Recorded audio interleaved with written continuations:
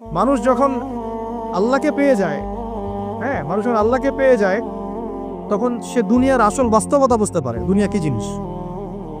আলী রাদিয়াল্লাহু আনহুর একটা বই পড়ছিলাম, ওনার যে মানে দর্শনগুলা, ওনার যে মানে চিন্তা ভাবনাগুলো, ওনার কিছু লেখা ছিল, কিন্তু এগুলো সব জায়গায় আসে নাই। এই বইগুলো সবাই পায় না, কিন্তু রেয়ার বই। তো ওখানে দুনিয়ার এক্সাম্পল দিচ্ছেন উনি বলছেন দুনিয়া এমন জায়গা যেখানে কেউ যদি ডুব দেয়, সমুদ্রে ডুব দেওয়ার মতো জাস্ট ডুব দেয়, তাহলে তার আমল, যত নেক আমল, সব আমল কমে আসবে। এটা কিন্তু বাস্তব। দুনিয়াতে ডুব দিবেন আপনি, দেখবেন আপনার নেক আমলগুলো কমে আসতেছে। তিনি বলছেন দুনিয়া হচ্ছে সাপের মতো। কেমন? সাপের মতো। ধরতে নাকি খুব সফট লাগে, ধরতে খুব, স্পর্শ করতে সফট মনে হয়, কিন্তু এর বিষ যদি একবার ঢুকে দেয় শরীরে, আর রেহাই নাই।